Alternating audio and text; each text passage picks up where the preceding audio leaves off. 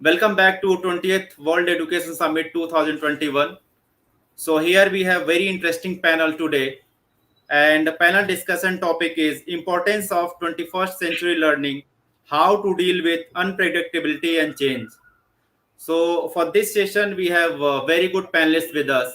So first of all, I will introduce all the panelists for the session. So I welcome Aditya Berlia, Joint Secretary, Apeejay Education Society. Then we have Roshan Gandhi, Chief Executive Officer, City Montessori School, Lucknow. Welcome, sir.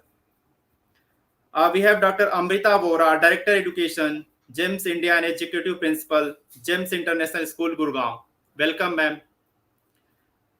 Next panel is Dr. Sharmila Mallick Choudhuri, Principal, GIIS Bangalore, Bannerghatta, Bengaluru. Welcome, ma'am. Then we have Dr. S.K. Rathor, Founder, Chairman and MD, SANFORT Group of Schools, Ghaziabad. Welcome to the summit, sir. Thank you so much. And due to some work, Anirudh Gupta sir is not joining from DCM Group. So we have Dr. Gopan, Deputy CEO, DCM Group of Schools. Welcome to the summit, sir. So now for this interesting session, I would like to invite Aditya sir to moderate the session. So over to you, sir. Thank you so much, Atush. A warm welcome to everybody, and thank you for joining this wonderful session. I am, of course, privileged to have such a great panel with us today to discuss what is, I guess, now becoming one of the most important topics that all schools and all educationists need to really struggle with. In the past 20, 30 years, there have been various phases where education leaders have had to confront changing society norms and really try to ask themselves, how do we instill in our students behavior, skills, knowledge that will prepare them for the future, but also, one of the most difficult things to do as school leaders is to really predict what's going to happen maybe 15, 20 years from now. When I do summits with higher education leaders, we always talk about that, well, if somebody comes in to a new higher education institution today, 4 years from now is when they're going to have to face the real world. When it comes to schools, that can be anything between 12 to 14 to 15 years. So your curriculum that we have to figure out today and deliver today is what we as education leaders have to think about what's going to happen 14 to 15 years down the line. Now, as we've seen in the past 14, 15 years, it is absolutely and completely unpredictable. And although a few people might claim, I predicted that or saw that, certainly things like COVID-19 remind us that regardless of what trends we can think of or what societal changes we can do, the world will deliver to us very unique situations and problems that we could not have seen. I love a word that has been, started, of course, being used by the US military, but is now becoming a very standard, and that is the VUCA word, VUCA, which means volatility, uncertainty, complexity, and ambiguity. Now, this is the world that we live in. I think all of us wish perhaps for a simpler time when we could sort of look at what most educators at that time delivered was a fairly unambiguous world. This is right, this is wrong, these are values, these are morals, this is how you should behave, this you should not behave. But as things have evolved over time, we have come to a conclusion that our students will be living in a world where they will have to make very hard choices, and they will have to make choices where necessarily there is no right option. And how do you train students? How do you think about an education system that empowers students to make those decisions, live with it, and then thrive with it? And I think this is perhaps the underlining theory or discussion or philosophy that we all have to grapple with today. I'd love to start out with Mr. Roshan Gandhi. On just your initial thoughts, just for 4 to 5 minutes on, how can we change our curriculum? How can we change education to really allow this concept of uncertainty, of of VUCA to not become a liability to our students, but rather enable them to thrive in the world out there. Yeah, thank you so much to Elets for kindly inviting me, and thank you, Aditya for the question. It's a huge question you've asked me, and I wish I had the answer to that. But I think, the key thing for all of us to remember is that, it is, by definition, as you're asking a question about uncertainty and how to deal with it, well, it is uncertain how to deal with it. And I think what schools and what educators need to do is make every effort possible to create the environment and the space and the encouragement and the empowerment for educators, for teachers, to basically be free to experiment. I think if we are going to be able to learn how to deal with the future and an uncertain future, how to upgrade our curriculum in the right way, and how to change everything according to the new normal, we simply need to experiment. And then we need to make efforts to document the fruits of that experimentation, and create forums in which then teachers within schools and across schools can share the learning that they would have gained through that kind of experimentation. I think we need to, there are certain things which always were important to some extent, but they were never a high priority. Now they are a high priority. So, when it comes to providing space in a timetable for teachers to have more time to sort of collaborate together and share their learning and practices, that used to be a desirable thing. Now I think it's an essential thing.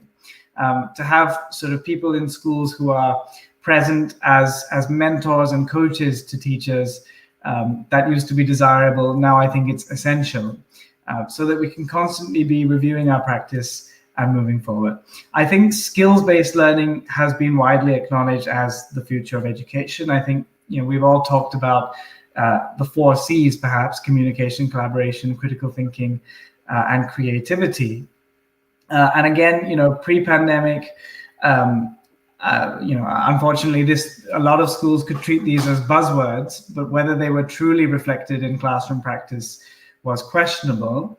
I think now it's absolutely imperative that steps are taken so that classroom practice truly evolves to make it more skills-based, and that requires significant change in practice on the part of many teachers. And I'm sure our teachers are more than ready to rise to that challenge, provided that they are given the support and the time to do so. I think in addition to the 4 C's, which we constantly talk about, I like to talk of the 6 C's. So apart from those 4, we like to think of citizenship, basically, and character. I think citizenship and character are also going to be extremely important aspects of our education going forward, because apart from having these skills, students also need to know, how and why and when to utilize those skills, to feel their purpose in the world, and to sort of know how they're going to make a positive contribution. I think those are extremely vital skills in themselves too. And so when it comes to reviewing curriculum, now I think more and more curriculum needs to be redesigned so that learning of citizenship values and character values is not just something which is relegated to a moral science period, which, as we all know, is of very limited effectiveness, even though that is the traditional mode in most of Indian schools even now.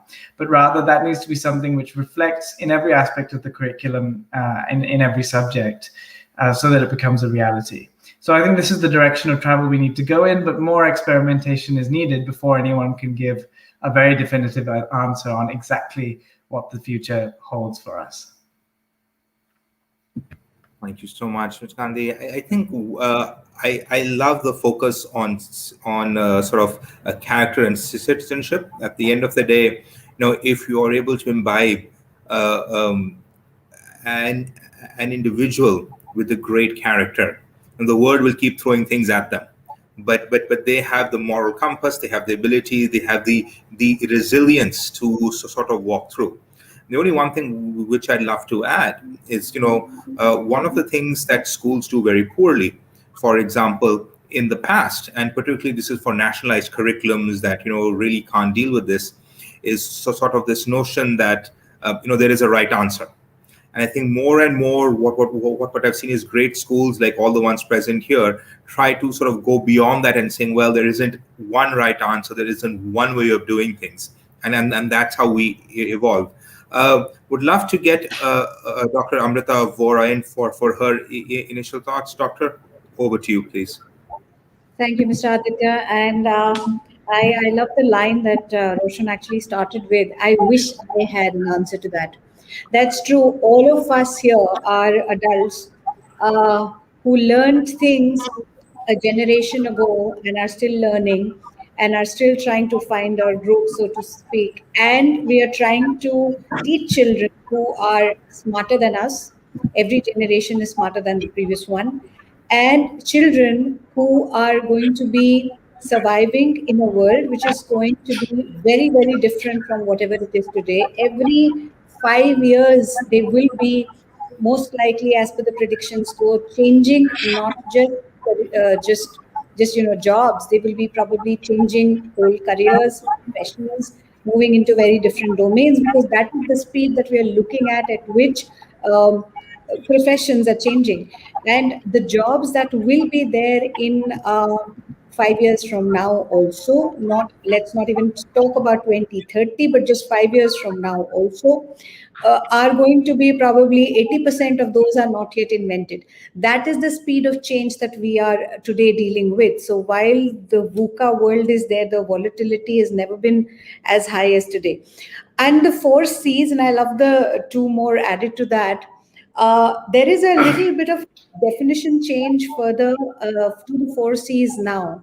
Communication, for instance, with this pandemic having been like a portal to a new world, as Arundhati Roy put it, the communication has become global, cross-cultural, suddenly, and certainly, virtual. Collaboration is no longer just collaboration with people sitting in front of you, but also virtual and hybrid. And that is the need of the hour for everybody.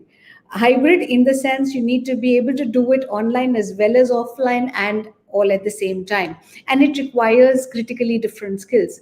Critical thinking is not just critical thinking, it is also a mix of scientific thinking, computational thinking, which is all a part of thinking.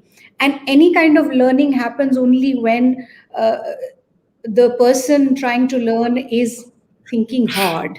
That's where real learning happens in any case. And creativity creativity is right at the heart. Creativity and innovation, whenever we're in the VUCA world, that C is just not to be missed. And again, it has dimensions of design thinking and so much more around it. So I think every problem has an opportunity. And a very, very key skill for children is not just problem solving, that most of us are also today focusing on, but problem solving alongside actually the ability to be able to define the problem itself. What really is the problem that I am here to solve? Because that's what will be needed much more than just problem solving. That is again critical. So what we are dealing with today is not a dissemination of information. We need to move way away from that to, of course, competency-based learning, but much more than that to, as one of our core values says, always learning, to learning how to learn, to the ability for metacognition, to be able to look within, to reflect what is happening to me, why not, and what really can I do about it, how can I make this better. Therefore, visual thinking routines, or visualizing your own thinking, is critical today for each learner. And when we are rethinking the curriculum, and pedagogy, and alongside data plays a very key role, data tracking today plays a very key role, and all these three have to speak to each other very critically. These have to be the tools and the language and the theory that speaks to each other. That really makes it happen. And this kind of learning happens only when, and does happen quite naturally rather, when students and also teachers are no longer facilitators, they are co-learners in the process. And this kind of learning is necessary for each one of us in this zone, in this village that is here to raise children. each one of us really needs to be independent in our learning, take ownership of our own learning. And that can happen when we work as a community for learning. And as Roshan put it, collaboration is no longer a desirable, it's an essential. So that collaboration for learning and student ownership of their own learning is also no longer a desirable, it's an essential. Without that, we are just wasting time in classrooms. Thank you so much, Dr. Vohra. One thing which I have always seen, and I love at the very end your allusion to sort of it takes a village to really figure out what we want to do, and there's a sense of, also, while we are launching our children into this uncertain, unpredictable world, but it's also very important for us at an early age to give them that feeling of stability. And I think that's what I love about what Mr. Gandhi said, what you have also said, that if you have a nurturing environment, an environment where the teachers themselves are showing through their own actions that what it means to collaborate, to connect, to be mentored and coached, that sends an extraordinary powerful message to students. And as we all know, particularly at a younger age, most students will say, well, you are saying this in your textbook, in your classroom, but you're doing this. And I'm going to go with what you're doing because that's what I'm inspired by, that's what I'm learning. And I think showing that how we all as adults adjust to this VUCA world in a stable, compassionate, and consistent way is one of the great ways to communicate to our students how we expect them to deal with that world. Would love to get Mr. Rathor and sir, your thoughts on the subject, please. Yeah, thank you so much, Mr. Aditya. So we all educators have to prepare our children maybe for what they are going to face after 20 to 23 years when they will come out of their higher education. Yes, initially we have to prepare them for the higher education. Then collectively, all the school stakeholders and parents and higher education setups have to prepare children for their, professional life and lifelong what they are going to do in their personal life. We have responsibility to prepare children for that. So what I believe, first of all, Roshan and Dr. Vohra both were talking about innovation and collaboration and all the things, but we should not forget collaborating with the parents basically, because what I have seen, we are into the field of taking care of young children. We started from preschool, then primary, and now we have 10+2 schools also. So what transitions I have seen in last 20 years in the mindset of the parents, and what kind of involvement and thought change in thought process of the parents is required. That is the need of art basically. See, nobody knows, nobody is prepared for the what we are going to face after 20 years. Even nobody was prepared for the pandemic. Nobody have thought of this kind of situation. But yes, when the situation arises, all the educators, all the teachers work so hard, and they immediately shifted their classrooms to the virtual platform. So what I believe, whether it is a critical thinking or experimental or explore anything, in the primary school level itself, I strongly advocate, and at the primary school level itself, we should allow our children to explore and think. We should not, put our thoughts, or parents should not put their thoughts in the mind of the children. Basically, what our education system is doing, what our parents are doing, we put whatever syllabus is defined by the CBSE or our school itself, because till grade 8 we have liberty to create our own curriculum and syllabus. So till grade 8, at least till grade 8, we should prepare our child for the situation so that they can think critically, they can explore their interests, they can develop their skills, so that they would be ready by grade 8 to decide which field they wanted to go. What is their the teachers and parents should understand what is the area where this particular child can excel.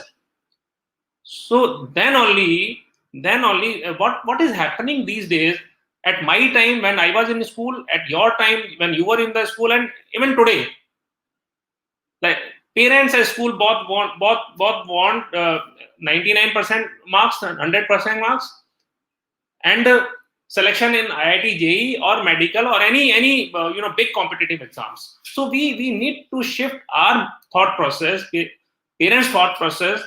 We should create an environment in the school where child would be allowed to explore, and we should create a department in our schools who can motivate children to come out with the new projects, and more and more startups should be started at the school level.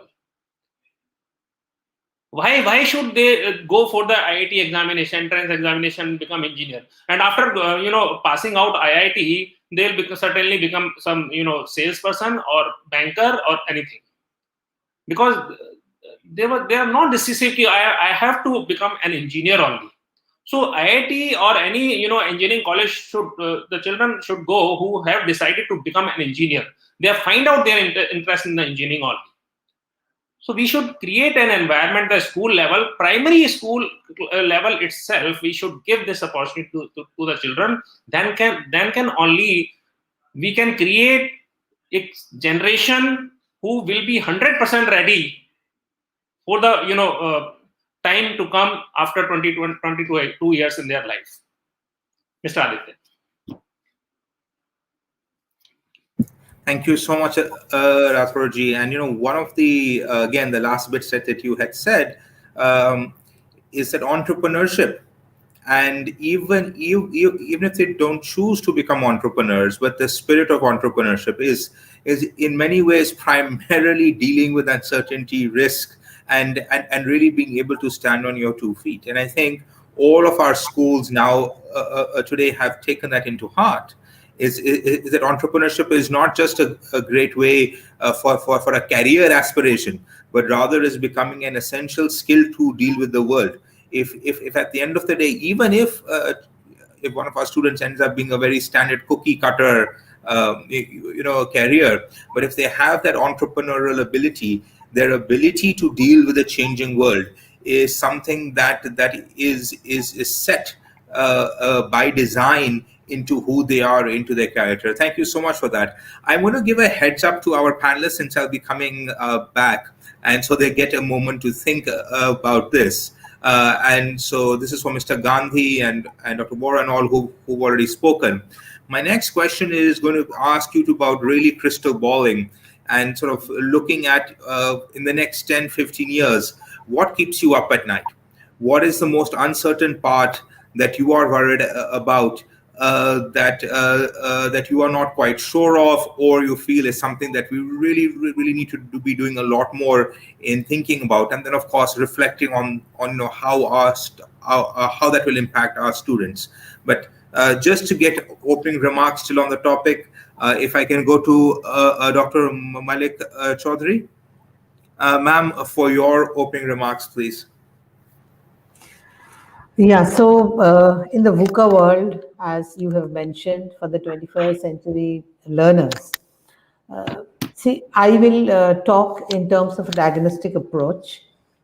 Unpredictability exists, which started from COVID-19, and it is a situation for the students, for the teachers, for everybody. And everybody has overcome the problems because COVID was a big learning. So what predominantly should be existing in the school culture, I believe, and what should be taught to the children is agility, which is very, very important. It is one of the important skill for today and not in the higher classes. It should start from the primary level. Procrastination, these are very important, how to adapt to the changing circumstances, how to adjust myself, how to accept the failures in life. These are very important. Engaging myself, connectivity is already lost today. So to bring back that connectivity, that peer learning, there are a lot of things which we see doesn't exist, and it's a new world today. There has been a paradigm shift in education. But we need to survive with that. And how do we survive? And when you talk of how we see in the roadmaps as 5 years, 10 years, the jobs these children will take up doesn't exist today. And we need to prepare them for that. So there are certain skills the schools has to provide, that is why we talk of skill-based learning, where we talk of resilience, where we talk of empathy. So these skills are extremely important for a child, and make them learn how to learn. That is very important. Not just what is in the book, what is in the curricula, because unpredictability, is an important factor which we have seen from the pandemic. So every child has to face, and the coming difficulties, we do not know what is there. So they have to accept the challenges and they have to move on. So it is their resilience, their agility, their tolerance level, accepting the failures in life are the very important skills that any child should grow up with in a school, and I feel it should be imbibed in a child from the early stage. What I also think is the education system, the methodology has also changed. Everybody is into virtual now. And there are a lot of, connectivity lost between the teacher, between the peers, with the children.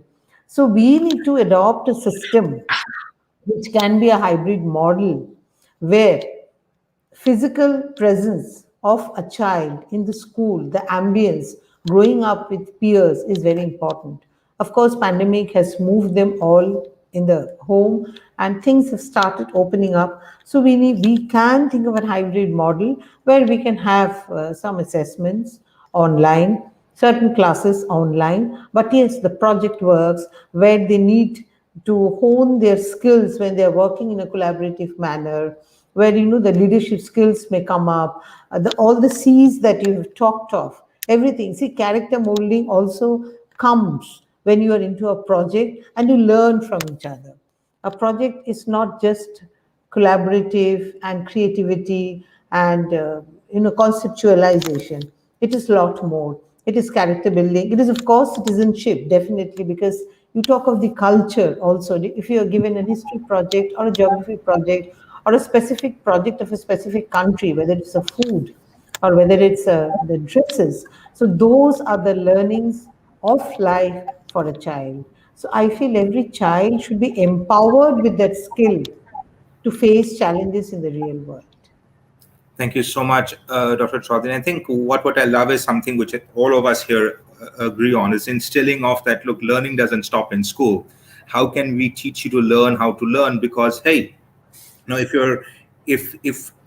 we can't predict what jobs are going to be there in 10 years, or what the world will look like, or what skills you'll need to succeed, then at least we can do is to have you to learn the skill to skill yourself when you really need to change. And I think this is something that we are really seeing in the 21st century economy. We are seeing job descriptions. We are seeing what's been asked of people changing on almost a yearly basis, if not a monthly basis, and everyone asking each other, hey, how do you relearn and reskill and reinvent yourself almost consistently? And that itself is a skill that can be taught, that can be inspired, that can be inculcated. So thank you so much for that. If I can please go on to Dr. Gopan, sir, for your introductory remarks, please. And then I'm going to come back to Mr. Gandhi to ask him what keeps him up at night for the next 10 years. Right. Thank you, Mr. Aditya, for having me here. So I was making some, notes while attending, while listening to all the speakers. So most of the points that we discussed today is, one of you was talking about morality. Like in Indian schools, that we still teach morality, and the morality that actually varies from country to country, from region to region. So the new skill, the new world, especially the Western world, I do not think that they talk about morality. What they talk about is ethics. So ethics would be the same. So, for example, I work in biological research labs. So if you have to, in France and in Canada, in both countries I work. So if you want to conduct some animal experiments, it's a very lengthy process. So you need to submit the proposal well in advance. How you going to treat this animal? What is the food we're going to give? How if it is an injection process. So the ethics, even the animal ethics, it's very important. So this is what the Western world, whom we often look at when we want to follow, whether it is education system or medical system, whatever it is. So morality. More or less, I would say maybe a little bit still exists, but otherwise it's a thing of the past. Now we need to talk about is ethics. Ethics would be the same. There will be no difference between ethics in Japan or in India or in America. So this is one of the skills that we need to imbibe in our children, which we do not. We do not speak. Teachers do not talk about ethics. There is, in the classroom, there are moral lessons. Teachers would be teaching moral lessons. You have to stand up. You have to wish, an elderly person and everything, which we do. But this is only when we know that person. You see the same person who would be wishing you outside on the road. If the elderly person is wearing a helmet and going in the scooter, and the same student might be not recognizing the person, his behavior to that individual on our road. This is where we see our ethics, our behavior on the road. How angry we get, how uncomfortable, how intolerant we are, among people, that is seen in a traffic light or when we are driving on the highway. So this is the actual scenario. This is something we need to teach students, at the school level. Another thing is, somebody was talking about identification of the problems. That is like, any disease diagnosis is extremely important before we are prescribing the treatment. So diagnosis is something that is missing.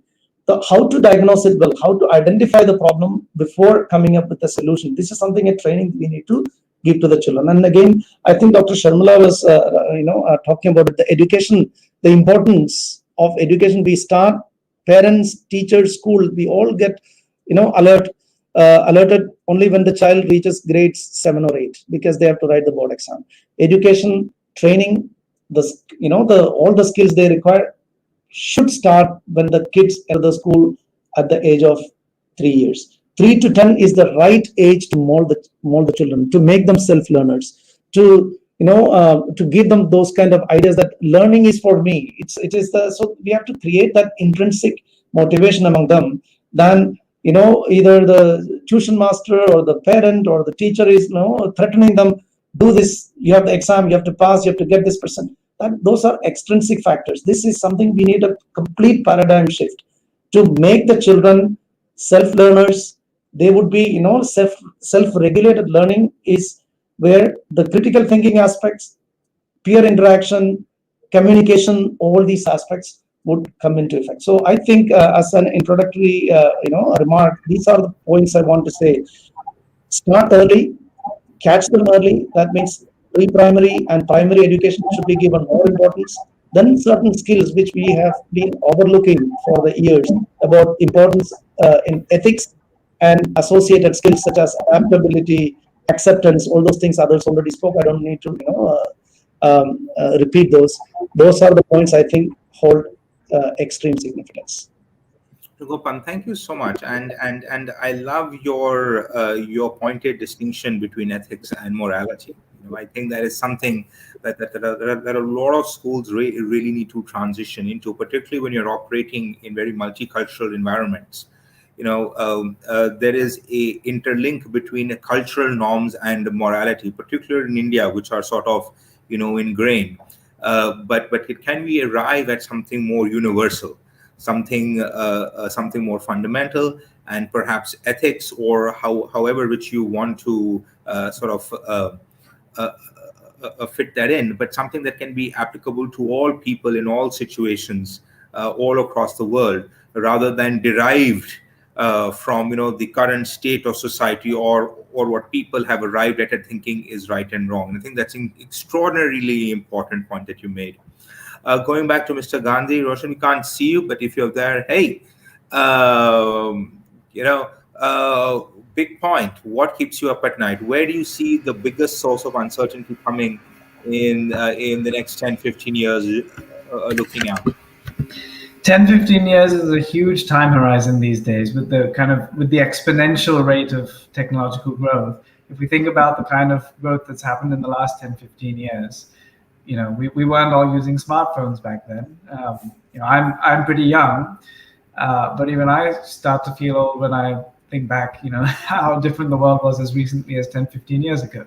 But, we shouldn't expect that the same level of disruption will happen again. Rather, it would be exponentially more disruption that'll happen again over the next 10, 15 years. So it's going to be completely unpredictable. And what keeps me up at night, I think, any institutional leader, would fear disruption in the sector. Or rather, you can fear it, but you can also channel that fear into positive energy and be ready for it, and be ready to be one of the disruptors and to pivot around it. I think the fear lies in the fact that schools in general tend to be relatively conservative institutions. They're not the most adaptable to change. They're not particularly agile. And that's not necessarily a problem, except that, I think there's now a lot of non-school institutions in the education sector that are rapidly growing. The most prominent of that being all of the ed techs, which are just booming, billions and billions of dollars going into that. Now, right now, we all know that ed tech is built on a lot of promise, an awful lot of marketing, and there is definitely some good, substantial product out there, but there's also a lot of well-marketed products which are frankly not a threat to education. But it's a matter of time before that changes. With the amount of money that's going, if you're talking about a 10 to 15 year time horizon, I can completely expect that the same companies now, which might not be producing the best of products, will, through a natural process of improvement over time, of market-based competition, of responding to customer needs, will start to build products which are actually going to be seriously disruptive to the way that we do education. And I think schools need to be ready for, a plethora of possibilities, including possibly, something that might look more like a hybrid model of education, where some time is spent in school and some time is spent through independent learning at home. That we used to talk of pre-pandemic of very futuristic notions of education, of schools which don't have fixed timetables, and children moving around across year groups and things like that. And this was always a sort of idealistic, futuristic vision that no one ever truly believed would come true. But now it feels slightly more realistic that if we're talking about 10, 15 years from now, it might actually become true. And that's something that we should be ready for. And I think we as school leaders here should be sort of looking to be the leaders of that process of change, rather than being pushed to change by ed techs, which are driven purely by big profit motives and investor motives. And not to mention valuation motives. I wish a lot of them were driven by by profit motives at times. I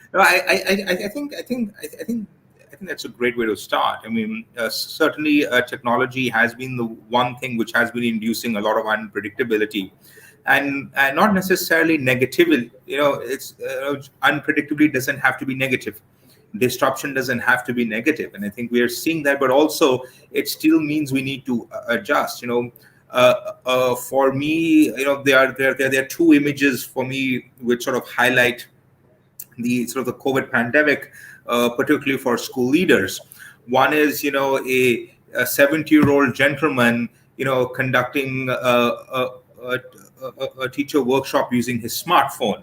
which, I could assure you 2 years ago, A would not have wanted to do it at all online. B would have needed 2 assistants and at least, a bunch of staff around him to actually get it done. Now fully comfortable. And on another end, this very young school teacher balancing a baby in one hand and a full classroom in another. And I think those sort of really speak to the enablement of technology. But as Mr. Gandhi has said, also how we as leaders have to then see the change and evolution in response to that disruption. And hopefully the edtechs will get it more right than wrong. I think we can all hope that in a 10 to 15 year period that will happen. I still remember, Roshan, those old, Intel ads, the family buys a computer and the daughter becomes a doctor. And I don't think that quite link ever was properly connected in. Dr. Vohra, over to you. 10, 15 years, where do you see the sources and risks of most uncertainty, most disruption, most volatility? Okay, thank you. 10 to 15 years is actually a very long time when we are looking at it this way. Disruption as such is not necessarily a negative word. Sometimes it is very necessary, as it to a great extent was, as we have just seen during the pandemic. This disruption in many, many ways was necessary and in many ways has opened our eyes. And let's not only limit ourselves when we are talking to only some of the top-notch progressive schools or chain schools in the country, but the entire system, which is way larger. The budget schools, the government entities, everywhere. I think a huge change has genuinely happened. In some cases more, in some cases maybe slightly less, but it has. And so this disruption certainly was necessary, particularly for education.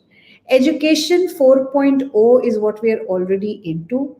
And more as time passes by, we are moving towards more and more personalized approaches and personalization in education. To a great extent, this was always desirable, still is, and will be. The role of technology is increasing further and further and progressively, and it will go on. But what is scary sometimes is a whole lot of cookie cutter solutions that are marketed in, as both of you just discussed that. So I'll not add on to that. So that can be, technology is an enabler and can be really useful, but in the hands of the right kind of educators.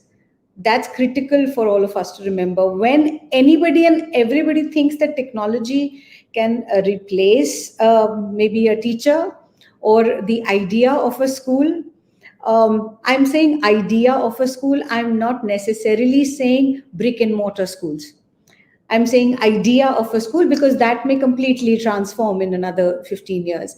And I think we should be welcoming that transformation because and leading that transformation rather than being forced into something later. So that is critical. And that transformation will be in the right direction only if we really work towards sustainable development. And therefore sustainable development goals from the UN have to be part of the curriculum now. We need a very radically compassionate world. Otherwise, technologies will not genuinely become humane technologies. We need them. Otherwise, we are in for big time trouble. Technology can very much be the demon also. We need to tame it. So that is critical. And that is possible only if the key word to my mind is empowerment. Empowerment of each stakeholder, of the child, most importantly, how I want to learn and what I want to learn and at what pace I want to learn it needs to be their domain. Empowerment of the parent, how I want my child, and to be able to decide this in the right manner, I need all the understanding and I need to have simpler ways of really getting it and being facilitated about, that and be ready to really get to the expert in this field. respect the educator here just as much as probably I respect a medical professional, because this is also a profession. It's not everybody's domain, right? And most importantly, empowerment for the teacher, the educator, who is a co-learner. Everybody is in a learning process as we grow. So everybody as a co-learner needs to be able to decide how they want to go about it and have a say. And we, I think, as leaders in the process, need to really allow for all that experimentation and say, go ahead, try this out, I have your back, I'm with you, and I'm here to enable you just as much as any technology will. And let's see how this works. Thank you so much, Vohra. I know I go back to something which I always end up saying. Maybe 2 decades ago, parents would bring their kids to a school, and they would say, "Tell us what to teach our children." Now parents come to schools and say, "Let us tell you what we want you to teach our children." And I think, as you said, that personalization, maybe 10, 15 years from now, I think that's extraordinarily uncertain and unpredictable. What are the expectations of that personalized teaching and learning, not just from ourselves as educators setting the standards and the bar higher, but also from our key stakeholders. What do parents expect? What do students expect? How do they see education fitting in their lives? And we've seen, beyond the top schools, we still see classrooms with 50, 55, 60 students per teacher. There's a huge industry which has grown out of bringing that down to 15, 20, 25. But then also, we have to then manage expectations on what individual and personalized learning look at. Does it mean one-to-one? Does it mean online? Does it mean blended one-to-one? And so I'm glad you raised that. I mean, I think we've seen how the connection, and again, the respect for educators has changed in the past, 10 to 15 years. I remember there was a time when a principal of a school was held to the same level as, maybe even a local mayor or a chief minister. That was a kind of respect that they got in a community. And now we have people barging into their offices and seeing a lot of random stuff on accountability. I'm not saying it's a bad thing. I think everybody has to evolve in terms of meeting expectations. But what does that mean 10, 15 years from now? How does that really change how schools operate, how education operates, how our stakeholders interact with our educators is something that we will have to figure out and we'll have to adjust to. Mr. Rathor, sir, your thought, what keeps you up at night? 10 years on, 15 years on, the most uncertain, unpredictable trends, things that you think that we really should be keeping an eye on. Sir, you're on mute. If you could tell. So, taking forward from Dr. Vohra's thoughts only, see, as educators and educators of progressive schools, we should not hold on for 10, 15 years to see some changes.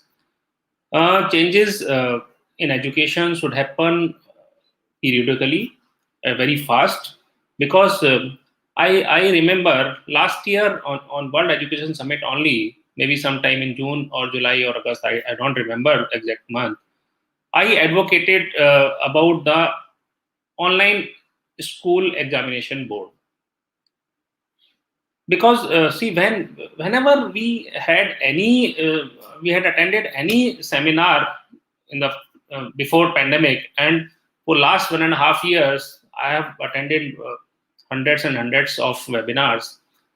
Whatever discussion we are doing, we keep in mind about the children from the financially well-off families. We all progressive school leaders sits on the platform and talk about what we are practicing in our schools and what we are planning to do in next couple of years. But when we talk about the education, we we should not forget the children who are in the village areas, or maybe some government schools, or below the poverty line. So if we talk about, if in the real education kind of scenario, we should take everything together. Those children also have right for the quality education.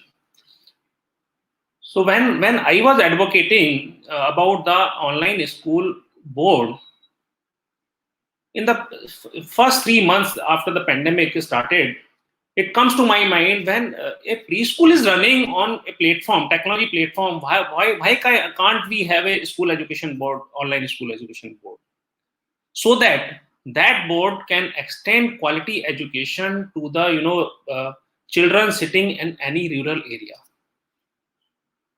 Okay, so because everybody knows what is the condition of quality of education in government schools, whether it is in the city or metros, or if we talk about the rural schools, then you know what kind of situation is there.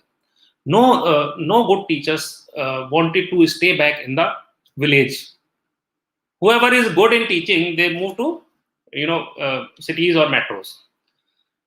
So I am so happy NIOS has announced online school education board. So technology has changed. I have never thought of having this country is having an online school education board so fast. So technology has enabled the decision makers sitting in the government to think about extending quality education to the people who are not in a position to attend good schools, or they are everybody is not cannot move to cities. If I talk about what I can see after 10 or 15 years, I believe lots of innovations our young children are going to do, not we educators, not decision makers. We just need to give them opportunity.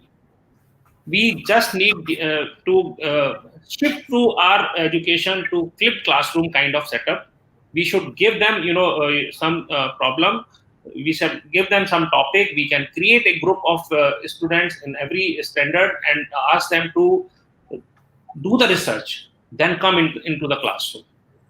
I think lots of today's generation is much more smarter than you and me. They are technology people. Now today, a 3-year-old child is attending classroom on the mobile. They are attending their classes on the mobile. They're accessing their classroom on the mobile or tablet or computer. So they know how to browse net. They know now they are learning how to get the data out of the internet. So what we have learned at the age of I have learned at the age of 40. So these children,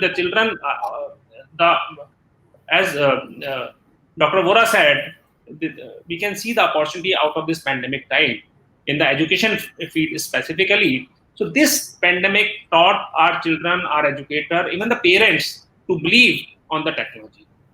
Thank you, Dr. Rathor. And one thing which I love that you raised, we do see even in a VUCA world and the adjustment to it, a massive discrepancy still between I think the top schools and the school chains and where we see where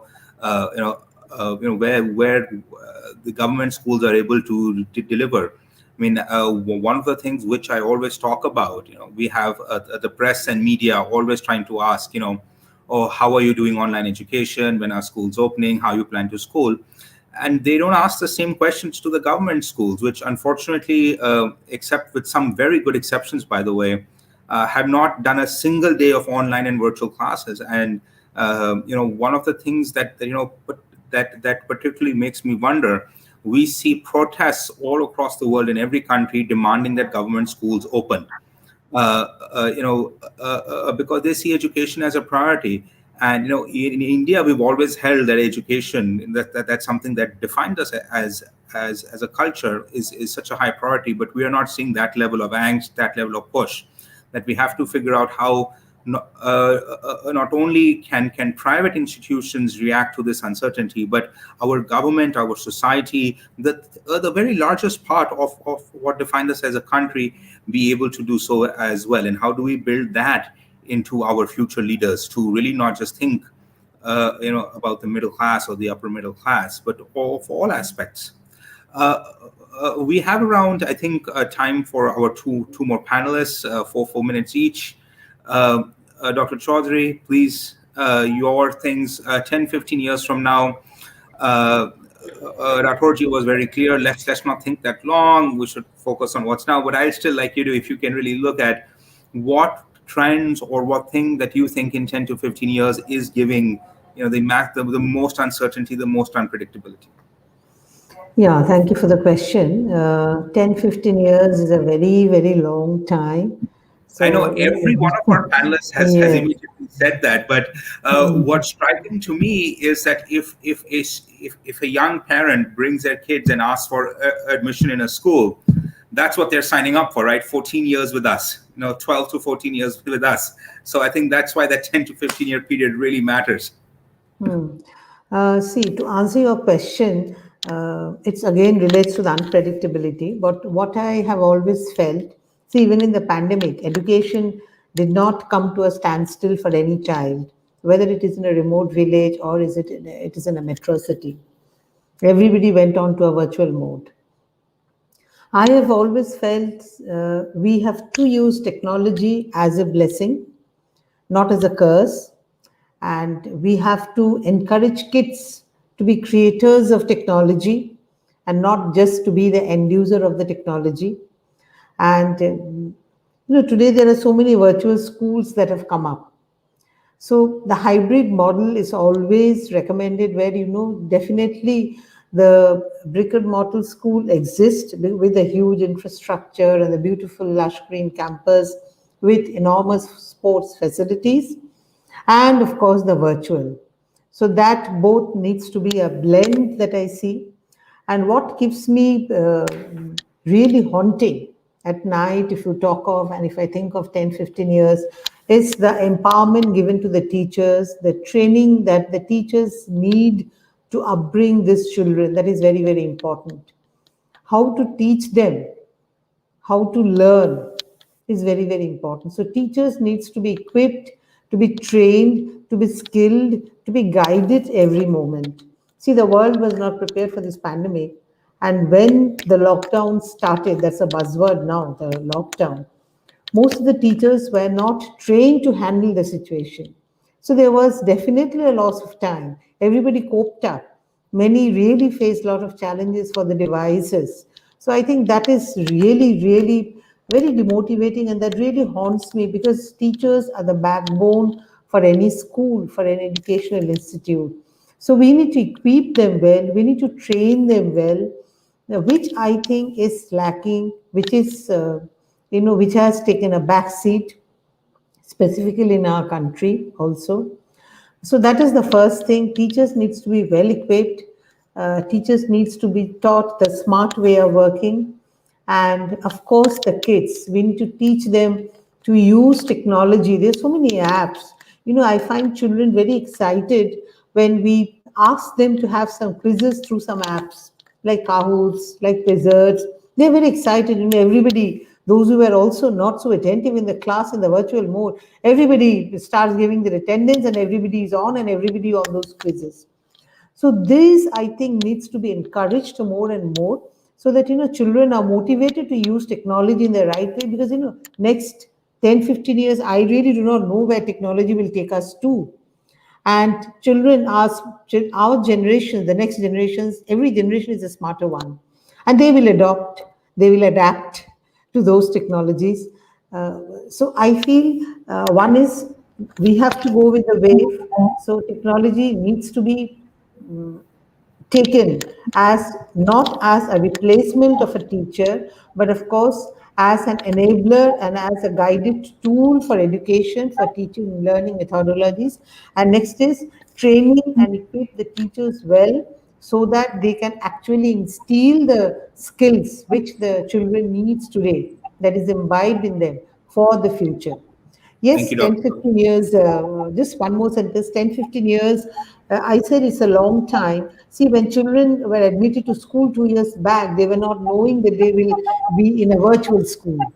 So the education system has never taken a backseat. The academics will never stop for a child. Education will definitely continue. Learnings will continue. And I think the education world itself, we will imbibe technology and adapt to the changes. Thank Thank you you. so much, Dr. Choudhuri. If I can get Dr. Koban sir, we have 4 or 5 minutes on the clock. Please, what you think is really going to define the uncertainty, unpredictability. What you think in the next 10 year, 15 years or so, please, sir. Yeah, very quickly, because I've seen that we need to wrap up the session also. What I was thinking is that, for example, if you look at the grade 12 students right now who completed their studies, we can classify them, or we can term them as a digital natives. They were born to the world of mobile phones, laptop computers, whereas all of us who are sitting in this as panelists, we are all digital immigrants. So at when we were young, the mobile phones were not there. We did not have computer science in the curriculum. We were not teaching that. We were studying only science, math, and languages. Whereas the students who just completed grade 12, they were digital natives. Now the new children, because we are talking about 15 years, nursery to a child who enters nursery class and finishing till grade 12, they are even not just digital native, they are into the artificial intelligence and coding, that sort of natives. So they are coming up now. Every school is starting the topic of coding in the classroom. So it's another generation coming up. Now the teachers of today, they are digital immigrants teaching digital natives. Now when these students who are studying now the coding and everything, they will be taught by digital natives. So there would always be that kind of a gap, generation gap that would always be applied. So in 15 years or 10, 15 years from now, the face of education is going to change. There is absolutely no doubt. But I do not think that switching over to, completely into a virtual mode of education would complete or would form an individual as a global citizen, because peer interaction is extremely important. Sitting in the living room and you study the subject, you might learn the language and everything, but you will lose out on a lot of social skills that is extremely, extremely important. So it has to be a mix. The school as it is cannot be completely closed down, in my opinion, at least. So there has to be the peer interaction. There has to be, we need to think about, we are already at a decent group of schools. We started the flip mode that has been going on since last 1 year. The content goes to the children. We are trying to put them on the driving seat. So they are actually driving the classrooms instead of the teachers are basically teaching the classes and subjects. So this is what we are, trying to do. So 15 years from now, there will be a lot of, we are talking about disruptive technology that is coming up, would be the artificial intelligence and robotics. All those things are going to play a big role, and we have to prepare our students to face, because now it's not the human interaction. We need to prepare the children to be ready for human machine interaction. This is another issue. So these are the points that I think would be very critical in the coming years. Thank you, Dr. Gopal. I think we're out of time, but I love the point you ended on. I think one of the most everybody here talked about technology and technology as a biggest disruptor. We didn't talk about geopolitics. We didn't talk about changing societal norms. We didn't talk about what's happening in the West in terms of changing cultures with pronouns and all sorts of uncertainty on that. Very much technology is going to be perhaps the most uncertain and disruptor. And I love your notion that, in 10, 15 years from now, we'll have hopefully digital natives teaching blank natives, because we don't really know what 15 years from now the new natives will be. Thank you so much to Elets as usual for organizing such a wonderful session. My apologies to the audience for running a little bit late, but hopefully we were able to cover the content in quite a bit of depth. Thank you to all my panelists. I know you're all very busy, and it's always amazing when all of you can come and share your thoughts with us. Over to you, Ashutosh. Thank you. Thanks, sir, for wonderful moderation, and really thanks all the panelists for this wonderful session. So now it's time to some appreciation, and we would like to present a speaker memento to all the panelists. So here for Aditya, sir, congratulations, sir. So this certificate for Aditya sir. Second, Roshan Gandhi sir, this is for you. Thanks for joining us, sir. Dr. Amrita Vohra, Director Education, GIIS India and Executive Principal. And then Dr. Sharmila Mallick Choudhuri. Ma'am, this is for you. Thanks for coming. Thank you. Dr. S.K. Rathor, Founder, Chairman and MD, SANFORT Group of Schools, Ghaziabad. Thanks for coming, sir. And this one for Dr. Gopan Gopal Krishnan, Deputy CEO, DCM Group of Schools. Thanks for joining us, sir. Thank you. It's a pleasure. So with this, we are ending this session, a wonderful session. And again, I'll thank to all the panelists. Thank you all. Thank you, everybody. Thank you. Thank you. Now we Thank are you going very to delegate can join our next session. Presentation from Bannerghatta Technologies.